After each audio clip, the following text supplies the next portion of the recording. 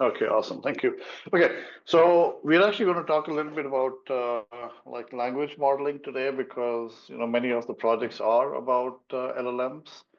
So today we'll talk about just dealing with text data in the beginning, talk a little bit about RNNs, talk about attention, and then we'll start delving into the transformers, which maybe we'll come to it at the end of today, but we'll definitely talk about it more on Wednesday.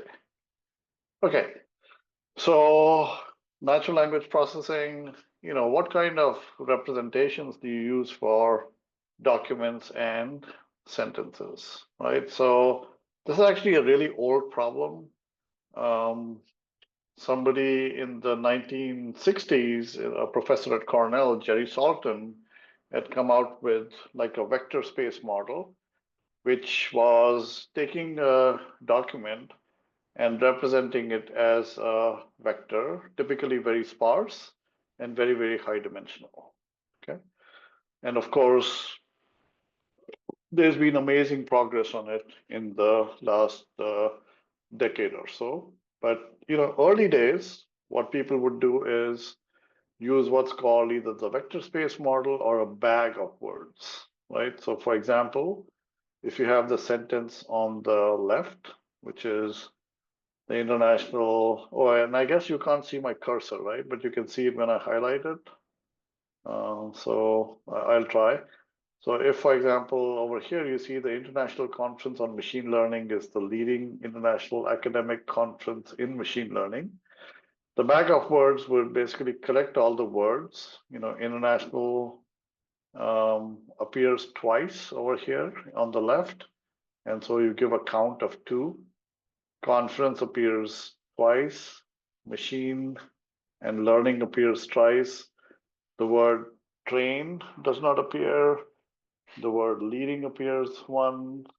And then, of course, there are other words that may not appear in this document, right? So typically, the number of non-zeros in this representation will be very few per document.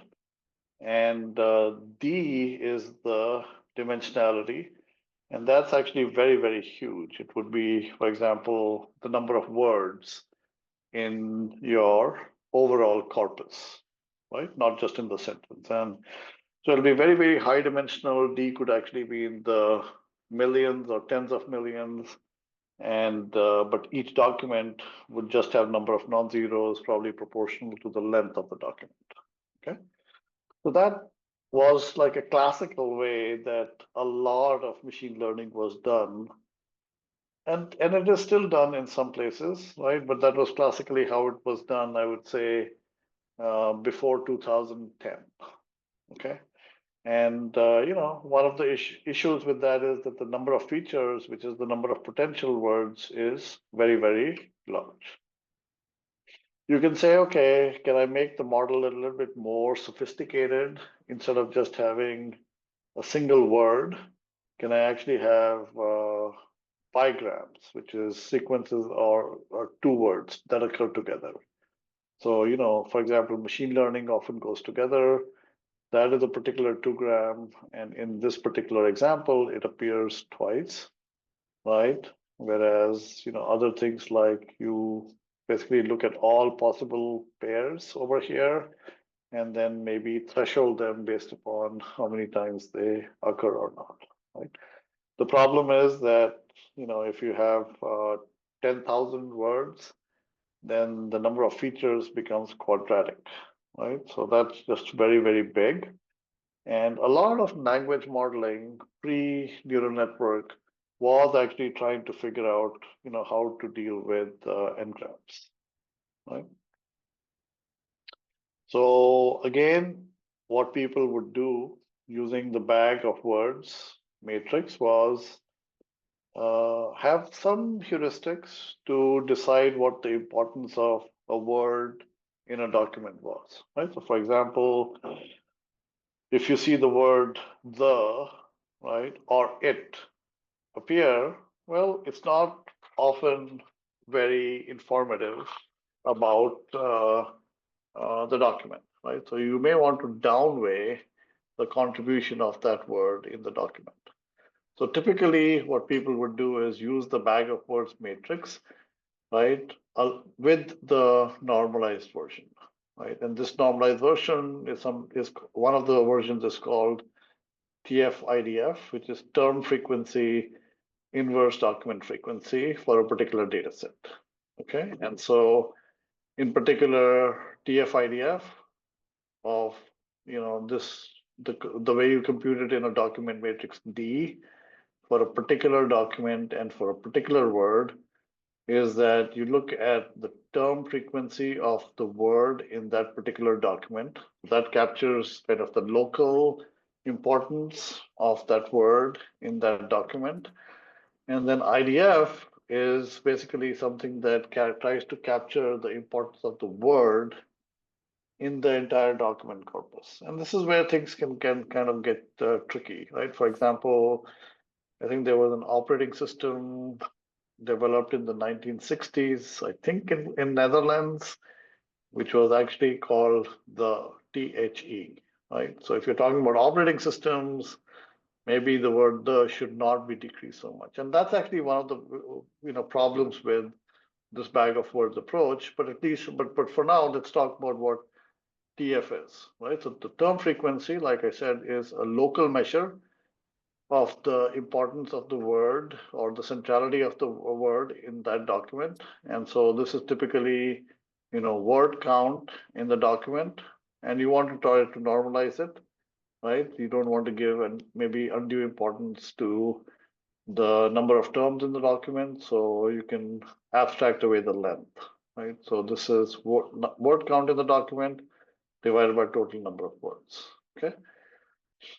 And then IDF says that, hey, I should probably decrease the contribution of a word in a corpus if it occurs too many times, like the word the or the word it, or if you have a collection of documents about machine learning, maybe downgrade the importance of the words machine learning if all the documents contain machine learning, right? And typically the downweighting is not linear, but it is actually non-linear, right? So TF-IDF is, you do 1 plus, and then you take the number of documents in which the word occurs, sorry, the total number of documents divided by the number of documents which this word occurs in, right? So for example, if that word occurs in all the documents, right, then this quantity within the logarithm is 1, and this would be 0. So you would have 1 be the inverse document frequency, whereas if it occurs very rarely, then, for example, this would be 1. This would be 1 plus log times the number of documents. So this would be higher, which means that this whole quantity would be higher, okay? So here is at the bottom, there is an example of how you compute TF-IDF. So, think of documents as the titles of newspapers, right? So the first one is New York Times, okay? The columns are the words and the rows are the documents. So D1 is New York Times. So you have 1 in New, 1 in Times, 1 in New York. D2 is New York Post, and D3 is the Los Angeles Times.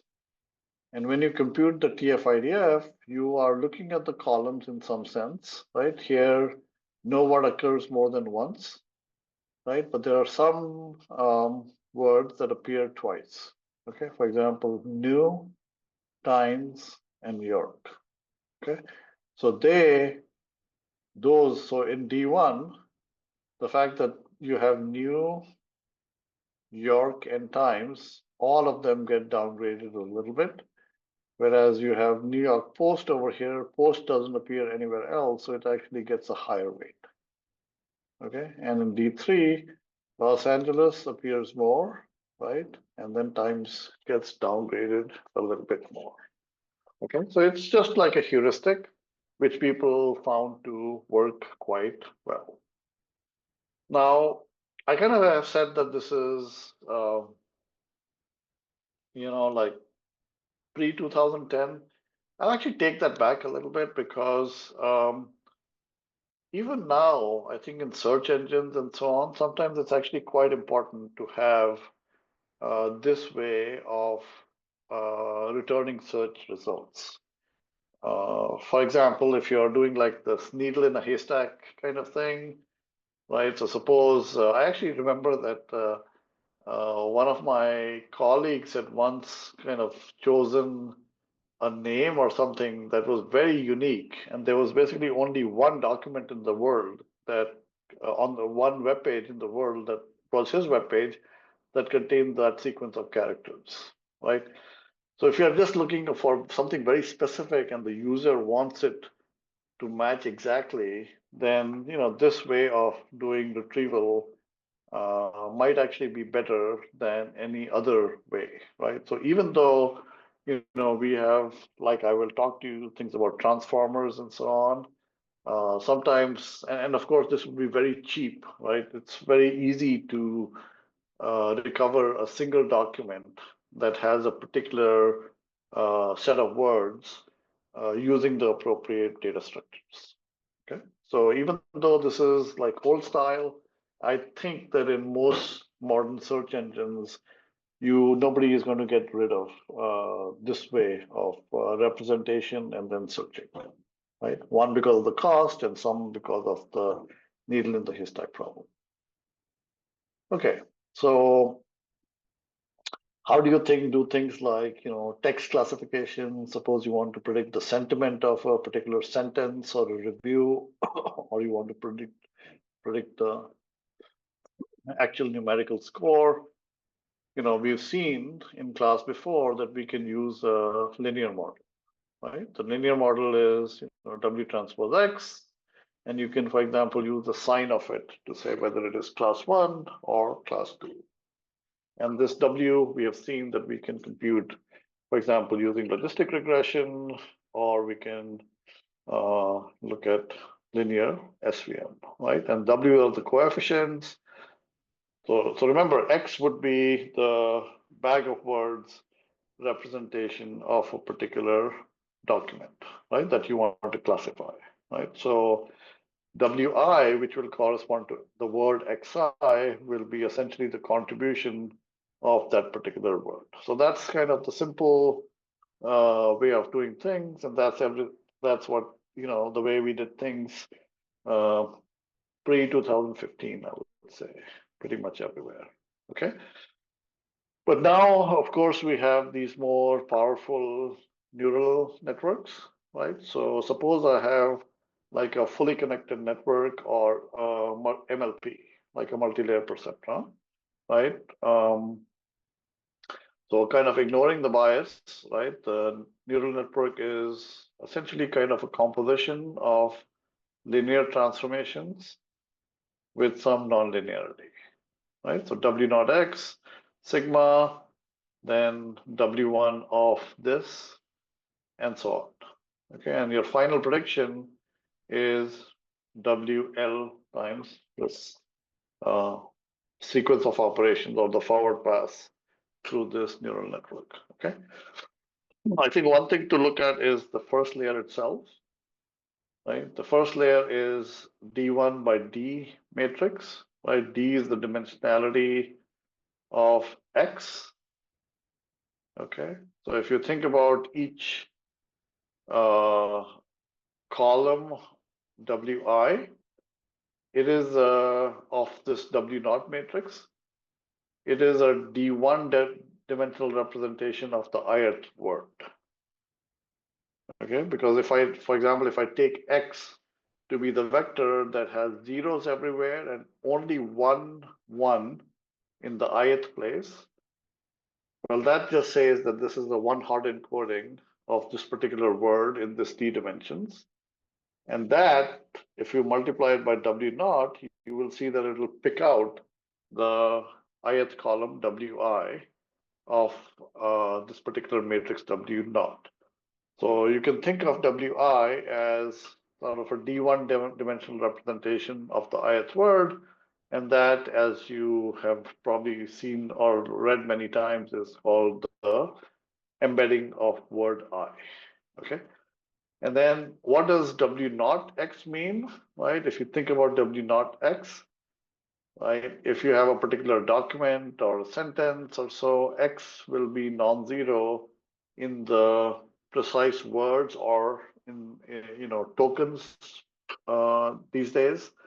And this is going to be, you can write this as X1 times the first column of W1 plus X2 times the second column of W2. It's basically taking a linear combination of these word embeddings. Okay. And in most cases, you'll only have a few of these WIs or XIs that are non-zero. Maybe most of them will be actually zero. So this matrix W naught is called the word embedding matrix. So think of what I said before about the vector space model, right? That was representing each document kind of in this sparse, very high dimensional space. Now what you're doing is in neural networks, you're taking the words and you're going to represent them as D1 dimensional, where D1 is actually much, much smaller. So in most cases, it might be 1024 or 2048, much smaller than the total number of words. Okay. And then the final prediction can be viewed kind of as an L-1 layer network on W naught X, right? So you can basically think of the prediction from here, and it's basically saying that, I take the W naught X, and I'm looking at an L-1 dimension, okay? Now note that so far, it's still looking at kind of like a bag of words representation. There's nothing that says that I'm actually capturing the real sequence information in language. Okay, and that's what the modern architectures really excel at, right? Which is the transformers. But this is, like one attempt to do it with neural networks. Okay? But since they don't capture the sequence information, right, we look at these alternate neural networks, which are called recurrent neural networks. But before I move on to that topic, any questions so far?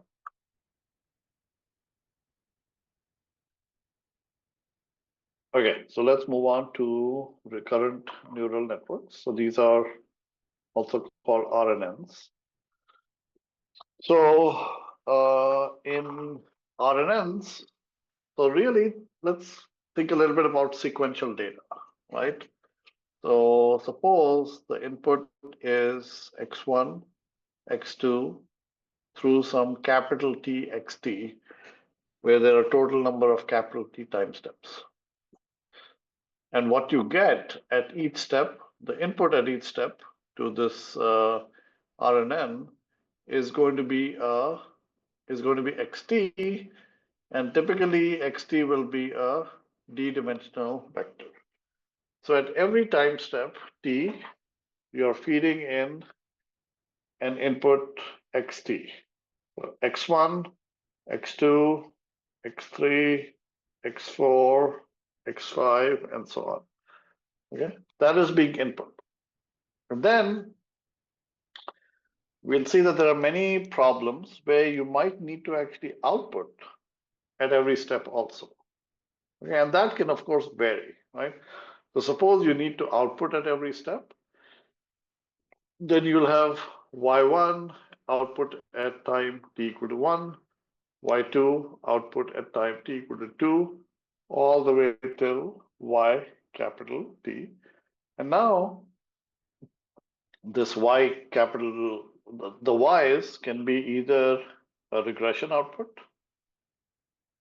So yt can actually belong to the real numbers, or it could be a multi-class output. Right? Suppose there are a total number of L labels, right? then each YT can belong to 1, 2 to L. It could also be that L is, in some sense, the size of the vocabulary. So when you, for example, do next word prediction, this YT could basically be quite a big space of outputs. Okay? And that's what we may want from this, might want as an output. So classical examples where kind of time series data occurs naturally, climate data, stock price prediction, right? In climate data, what you might have is XT might be the temperature at time T, and YT might be the temperature or the change in temperature at the next time step, which is time T plus 1.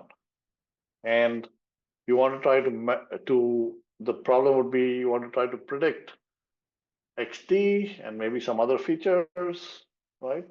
To predict what YT will be. YT being the temperature at time T plus 1, okay? And we'll actually come to this very soon, even in language. There is this sequential structure, which is what we have taken advantage of in the design of the modern LLMs, which is that XT can be kind of the current word in the sentence, and YT can be the next word. And the output that you desire is given X1 through XT, you want to actually predict YT, which is in some sense XT plus 1, or the word that appears in the next after the current word, right? That's would be the next word prediction problem, okay? And then of course you can try to do kind of stock price prediction, okay? But remember that even though this is the motivation, the place where RNNs and later on we'll see transformers shine is being on natural language, okay? I would hesitate to do stock price prediction based on these methods because there have been many specialized methods developed for time series prediction. And one of the reasons why LLMs are very successful at what we do, right, is because there's a whole lot of training data which is available, right? You have basically trillions of tokens on the internet, which you can use for training your neural network, right? And that might not be true of other examples. So basically all I'm saying is that a simple method like next word prediction or next temperature at the next time step or stock price prediction at the next time click might not be as successful as the next word prediction just because of the amount of training data. Okay, so let's see. Language modeling is one way you can think of it is as kind of next word prediction, or you can think of it as, given a particular state of the sentence, can I then predict the next word? So the difference is, one is you can keep on predicting at all the steps, right? Or you can have a fixed number of steps that you're given, and then you want to predict. And we'll see that, sometimes this is needed kind of in classification tasks might be very different than kind of generative tasks. Okay, so suppose the sentence is the cat is, okay, and you want to try to predict the next word. Think about the XT as the one hard encoding to represent the word at step T. Okay, so there's some vocabulary, right? Might be tens of thousands, maybe even bordering on hundreds of thousands, right? And this is just saying that, if this is the ith position, this is saying that the ith word is the current input. And in language modeling, what you want to try to do is the next word prediction. Here, the dimensionality of this vector is capital B, which is the vocabulary size, and the output needs to be one of these words, right? Or tokens. So in particular, the will have some embedding in D dimensions or D1 dimensions, right? Let's see, what did I say? Right, over here it says each xt can be a D-dimensional vector, right? So here, you can, looks like D equal to 4 over here, right? But typically, of course, in actual practice, it'll be something like 512 or 1024 or maybe even larger, okay? So you see at time step t equal to 1, you see x1, which corresponds to the word the.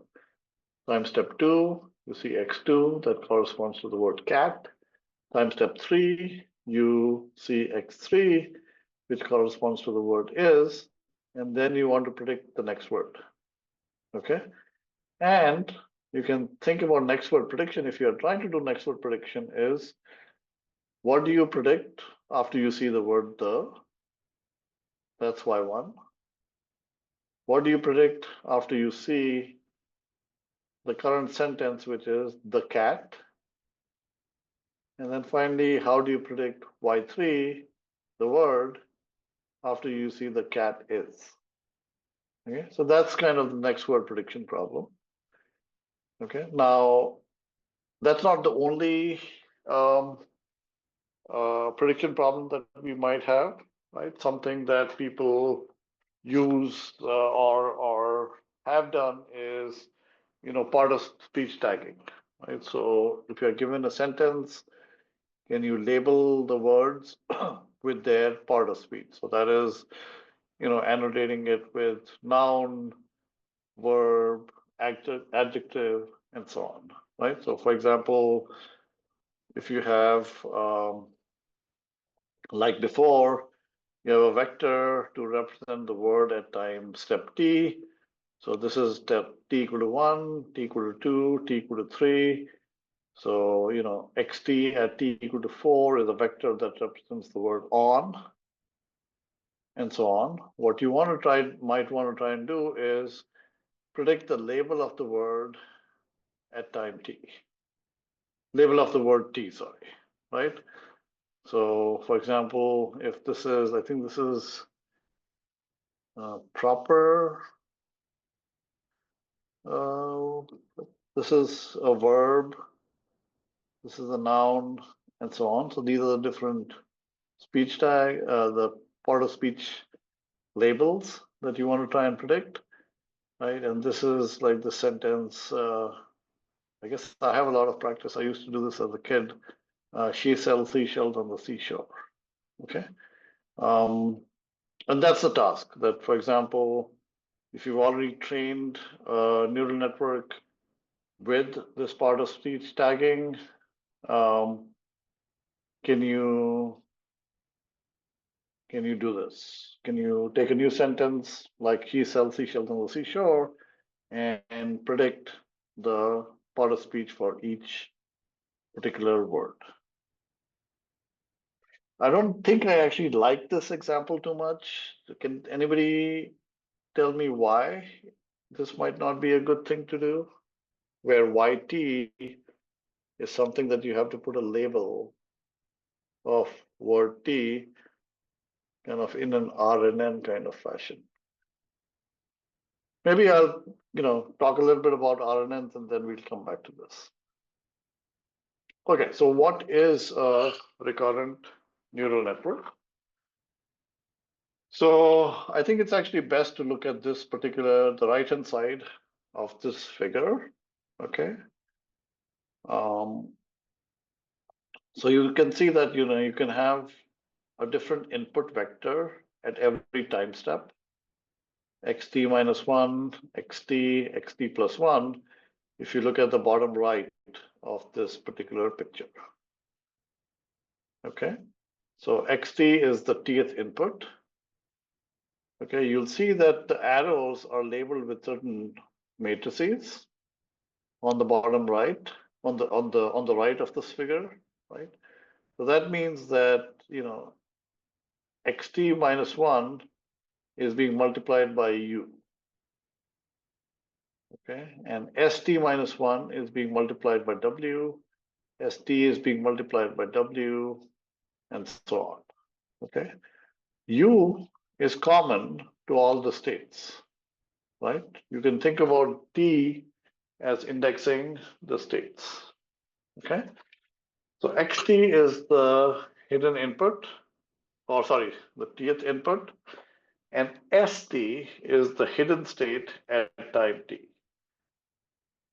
Okay, and the dynamics of the network are as follows of an RNN, which is that it's some function f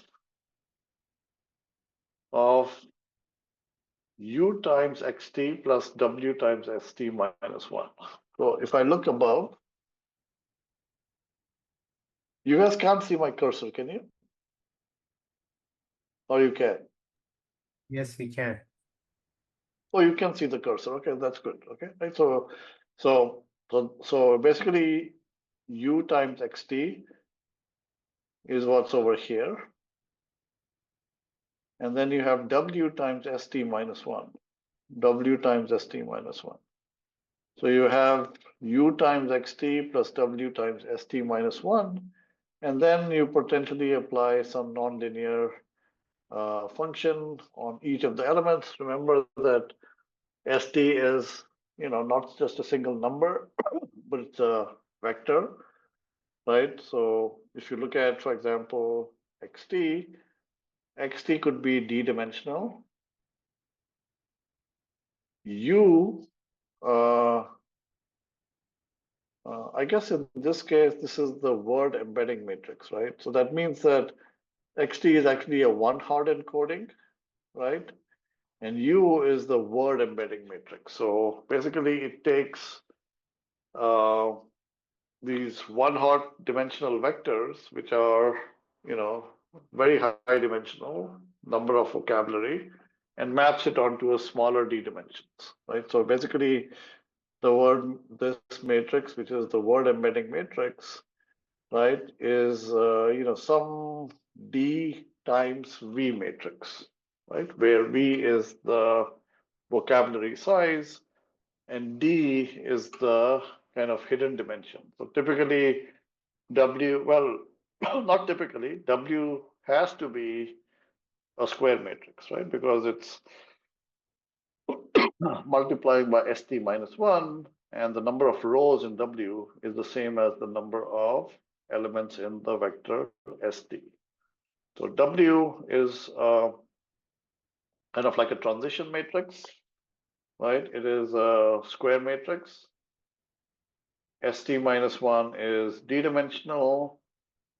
xt is dimension v, where v is the total number of words in the vocabulary, and this matrix U is the hidden dimension, or the dimension of st and st minus 1 times v. Okay, and typically you can think about, you know, setting s0 to be 0, which is right at the beginning, and then the way the RNN works is that this is on the input side, right? But then it takes S, the hidden dimension, and it can map it into like an output. Okay, and if this neural network is, this RNN is trying to do next word prediction, it'll take the hidden state and map it back to the vocabulary, right? So V in this case would be, the number of columns in V would be D, the hidden dimension, and the number of the words, the number of number of rows will be the vocabulary size, right? And if you are, for example, trying to do next word prediction, then you'll just do argmax, of VST and so on. Okay. And this on the right was kind of an unfolded, unfolded figure, but you can also represent the RNN more compactly over here. And what that says is that you take X, you use an embedding matrix to get to the hidden state dimension, and then you kind of mix it. You look at the current state, this is the input, and the next state is given by this dynamic, which is supposed to be represented by this part. U times xt plus W times st minus 1, and then there is a non-linear function f over here. And then to get the output, OT, you basically go from here to here. So O is equal to V times ST. And if you're trying to do next word prediction or something else, then you take the argmax. So any questions? This is a pretty important slide, and actually does a fairly good job of explaining what RNNs do. Any questions on this?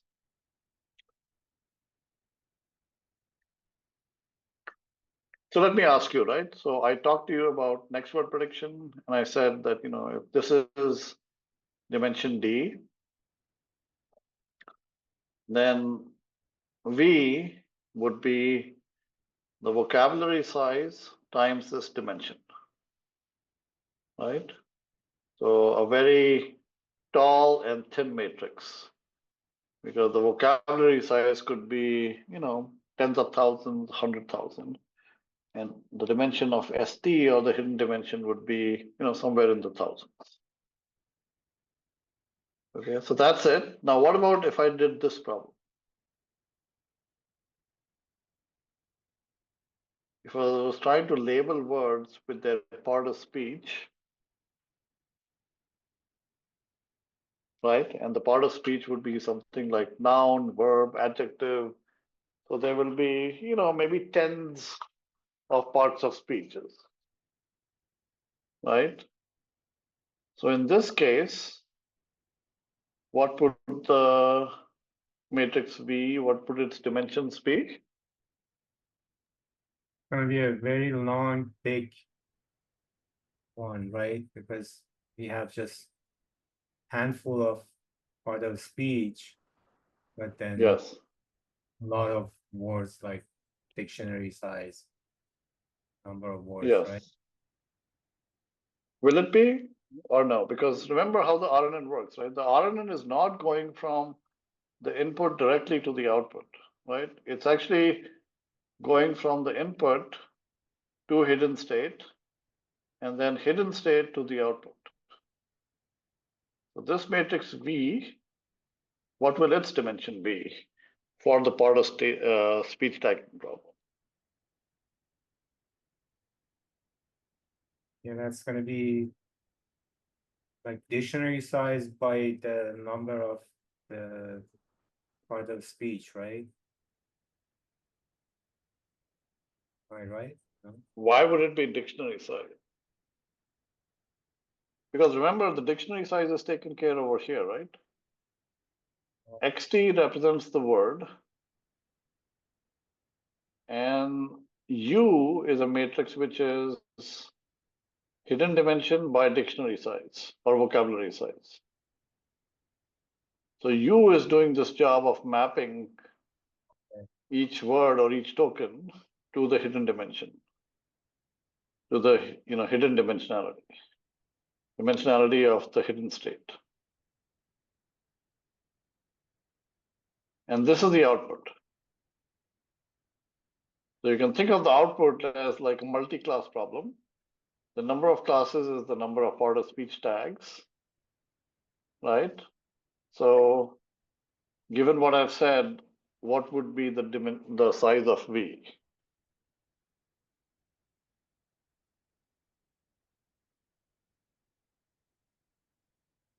What is the dimension of ST? Let's call that as hidden dimension, and that's D.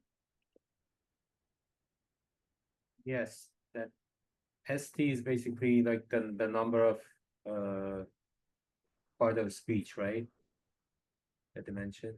No. So ST, the hidden dimensionality can be something like 512 or 1024, right? Okay, I guess I realize. Right. Yep. So there's kind of like an indirection going in, right? So basically, this is taking like the total number of words. The dimensionality of XT is very large, right? Total number of words. But then this matrix U is mapping it into, let's say, a 512 or a 1024 dimensional space, right? And then to get the outputs, I have to map a hidden dimension, a hidden state to the output space. And the output space here is, let's say the number of part of speeches is 25, right? So in this case, it'll be a 25 by 1024 1012 matrix, and 4, yeah, right? right. Yes. So that's the important thing, right? So for example, if you have a multi-class problem, then the number of rows in this matrix V is the number of classes, right? And you can think about next word prediction as a multi-class problem, except the number of words is the number of classes. So it's a very, very big multi-class problem. Okay, does that make sense? I have a question. Is there any way Yeah. to reduce the dimension of the input size in a meaningful manner? Because it feels like if you think about like the cursive dimensionality and stuff, you're gonna need so many training samples to train a model based around this, right? Because it's like the dictionary size is like probably like in the tens or hundreds of thousands. So is there any way it just Yeah, feels like but this yeah, kind of inefficient, right? yeah, but actually you would never actually compute these vectors xt, right? You would just know the identification of that vector, right? You would know the number that corresponds to this particular word, and everything is basically in this matrix U,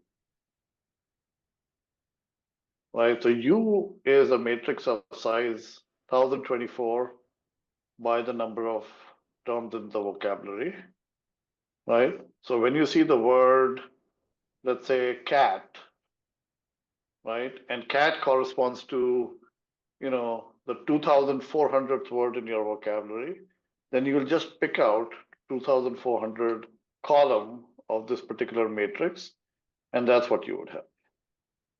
But So this is actually never done by matrix multiplication. It's actually done by a lookup. wait, aren't we calculating like isn't this network calculating you, right? Or like are we already like Yeah, the because network will optimize for you. It'll learn you through backpropagation and so on. But there is no going uh, away from the fact that you will need to compute U for every token. Now, one of the important things is you should not be, I mean, I know that I've said this in the lecture, that U corresponds to, that the column dimensionality of U is the number of words. That's not how neural networks work because they use something like tokens, and tokens don't have a one-to-one correspondence with words. But the number of tokens can still be, tens of thousands, or even I think, Nilesh, do you know what the largest dimensionality in one of the current models is? Largest number of tokens? So the number of tokens can go up till 256K, but the 1256,000. dimensionality mostly is around 10,000. I see the dimensionality of, for example, this matrix, the number of columns in this matrix U. Is that correct? Yeah, the dimensionality can be in the order of 10,000s, the maximum it goes that I have seen. Maybe the No, no, internal. no. But are you talking about, so what is the size of the matrix U? I just want to make sure we are talking in the same language. Uh, The word embedding matrix, so this is going to be the vocabulary size cross the dimension, right? The dimension cross the number of columns is the vocabulary size. Okay, so the number of the vocabulary size, the number of columns can be up to like 256K. That's the largest I've seen. Yeah. Like So in, this matrix will be is going to be like 1000 by 256K, correct? yeah. Yeah. So there is no going away from that, Vishal. I mean, so the smaller models have a slightly smaller vocabulary size, maybe in 32,000, but you can't make it too small. Otherwise, you lose information. Right. So like for like models around like text and stuff, like you're going to need a lot of data and a lot of parameters no matter what. Is that what And you're that's saying? exactly what that's exactly how these LLMs are being learned, right? And that's why there are only very few places in the world that can actually have the compute to do all this computation. Right. Thank you. Okay. Okay, good. I'm actually glad that we kind of went through this particular example, right? Because this kind of says, that these matrices can be quite varied and they can have very different roles. Now, I just want to come back to this example. What do you think is a drawback in using RNNs and kind of this approach, where YT is a label of the word T? I guess Anyone? what we just mentioned bring us down to like we are doing some like part of speech classification, but with an embedding size the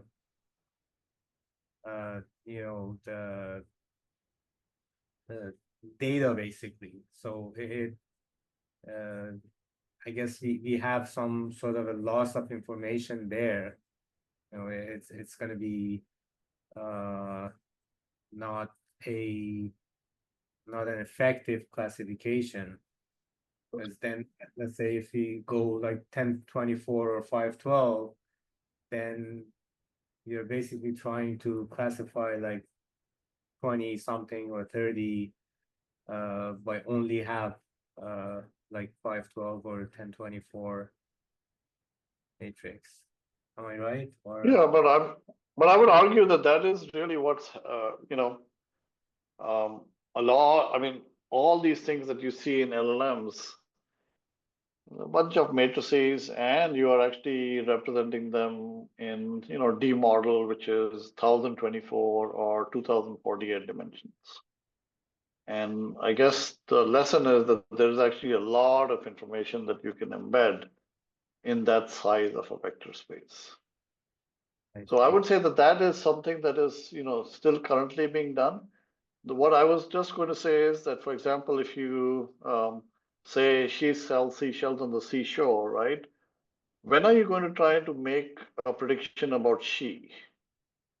What label does it get? They're actually going to try to do it after you see the word she, and you haven't seen the word sells. yeah, so you basically don't have any access to the context in that sense. Yes. For kicks, do you want to say out this sentence loudly, or since you're not on mute? Sorry? I was just saying, why this sentence is there, right? Because it's like a little tongue twister.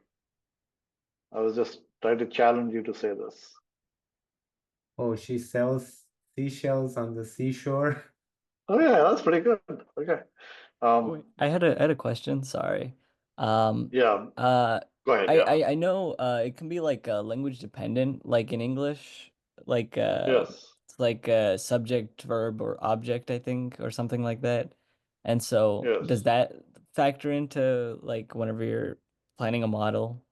Like if you So wanted to that's use an all I RNN? was. So this all I'm saying is that this is RNNs are not used right now. Okay, mostly. Okay. So I was just trying to point a drawback with this particular setting, which is that ideally you may want to have the full sentence right? And then you start making prediction about she, about cells, about seashells, about on, about the, and about seashell, right? And then you may want to tag that, right? Whereas the RNN, the way we've posed it over here, is that you're trying to predict the label of the word right after seeing that particular word, right? But the actual prediction task doesn't say that you cannot see the whole sentence, right? Like, for example, if you're, doing like something in whatever middle school or so, right? The teacher is not going to say that, I'm going to reveal one word at a time, and then you do the part of speech tagging. Okay, so all I was trying to say is that there's a mismatch over here between what the RNN, the way you formulated an RNN over here, and the actual task. So in some sense, this is not a good formulation of the problem.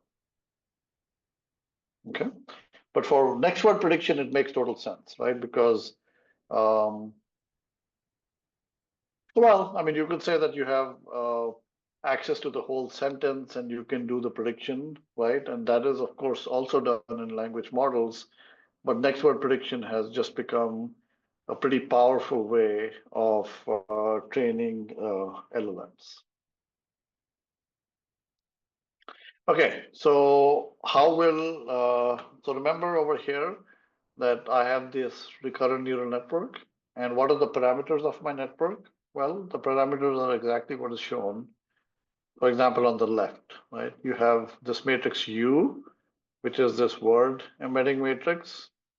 You have this matrix W, which is the transition matrix, right? Which basically is transitioning from state ST minus 1 to ST, given the input. Okay. And then you have this output V, and that can actually depend upon the structure of the output problem. So those are the parameters that you need to learn, right? And so if I want to train an RNN, right, we need to find W, U, and V, which will minimize the empirical loss over the given training data, right? And the training data occurs as sequences. So the loss of a sequence would be, over all the different time steps, right? At time step S, at time step T, YT hat is, related to V of S of T, right? And so, this, you're comparing it with VT, YT, which is the actual output. And depending on this, there might be a max function over here, right? But no matter what it is, there's a loss, and it is over all steps of the sequences, right? And remember that ST is a function of U, W, and V, so it's not something that you can kind of directly inject, right? You cannot learn ST, but it depends upon the parameters U, W, and also V. And so then you say that, this is the loss of a sequence, right? So if YT, for example, is very different of V of ST, that means you need to change the parameters of your set quite a lot, of your parameters of the model quite a lot. If YT agrees with VST, the loss will be small, and you really don't need to adjust the parameters too much, okay? So this is the loss on a single sequence. Of course, you'll have a loss on the whole data set.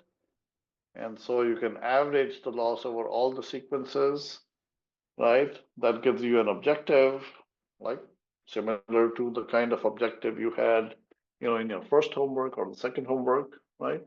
And then you can solve this by, using some of the methods that I talked about in the last lecture, right? Like stochastic gradient descent or Adam. So that's how you would kind of optimize to try and find UWV, and it's through back propagation.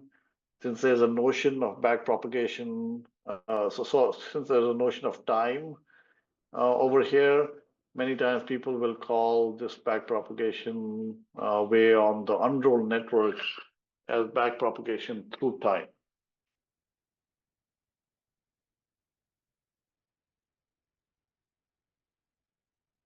Okay. So just as I was saying with the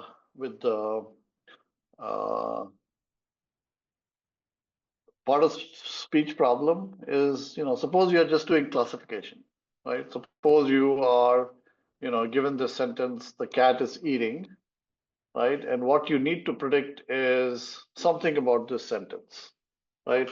Maybe does this sentence involve an animal or not, right? Or something else. Then you actually don't need to have a YT at each time step. So you can actually have an RNN with no V at every step, okay? Only at the final step, you get the embedding or the hidden state, and then you take that and you map it to the output probability for binary classification. So you can view S4 in this case as the embedding of the particular sentence, and then you can take that sentence and you can basically have a fully connected network added to the final embedding, where the dimension of the fully connected network will be the hidden dimension times the, let's say, either number of classes, or in this case, if it's just binary classification, it'll just be D by 1, where D is the dimensionality of the hidden state. Okay. Now, before transformers came along, actually, let me, I'll make that statement a little bit later. So what one can do to have similar things as multi-layer perceptron, where you have multiple layers, you can then take these RNNs. So horizontally, you can think of them as going through time, and then vertically, you can just have more layers, right? So this part will be the same as what we talked about, right? Where you have a word embedding matrix over here, right? But then this transition to this transition is just going to go from hidden state to hidden state. So you basically have parameters over here, and this will go, is like the V matrix, okay? But now you have like a multi-layer RNN. It has extra parameters that you can try to fit. And what we've seen in neural networks is the more the number of parameters, the more you increase the capacity. And then as you have more and more data to train the model, you can actually get learn these models to their full capacity. Okay.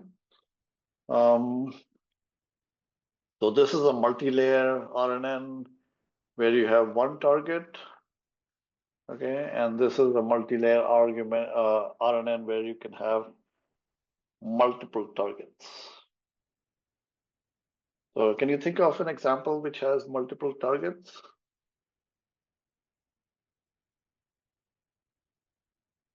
This is the input, and these are the multiple targets. Like translation? Exactly, right? You can actually have, a sentence in German and a sentence in English, right? And you can see that this part of the network then might be thought of as an encoder, and this part of the network might be thought of as a decoder. Okay. RNNs are, quite intuitive, but it turns out that they're very, very hard to learn, right? It's hard to capture long-term dependencies. When you do backpropagation, you end up like taking this transition matrix, W, and you have to kind of unroll it back many times. So your gradients, if you look at the gradients, remember you had this last homework problem, last problem in the midterm, and actually also in homework 2, right, where you were learning these parameters of the MLP. Here you have to learn the parameters of the RNN, right? And it turns out that the gradients scale as W to the power L, where L is the gap between the current word in the network when you backpropagate through time. And what happens is that W might have eigenvalues less than 1, as a result of which the gradients can actually become smaller and smaller, and that's referred to as the vanishing gradient problem. Okay, so these are kind of two important drawbacks with the classical RNNs, and people did come up with solutions to this, right? So LSTMs are these long short-term memory networks. Then there's something called gated recurrent unit. And if you represent an RNN like this, okay, I'm not going to go into detail over here. So this is like a simple RNN network. You have X over here.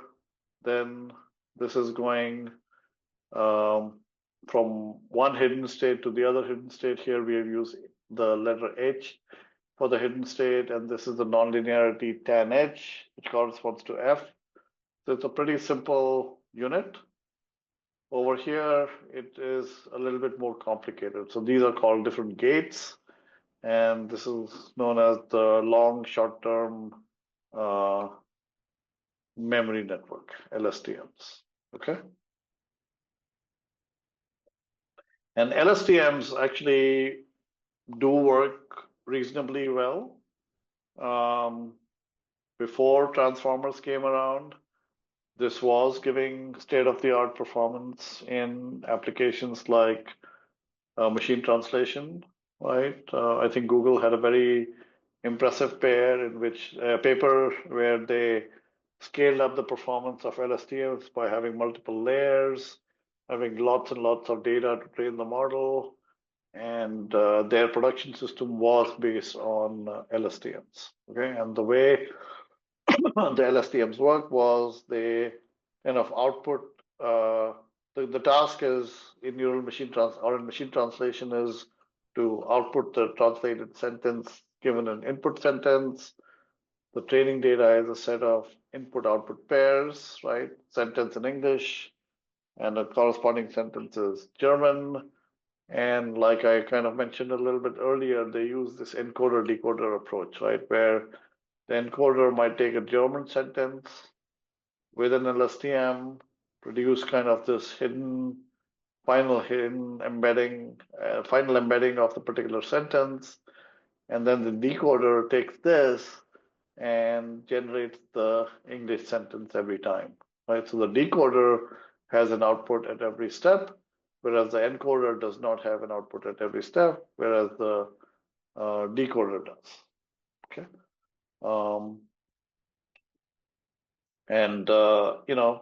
Like I said,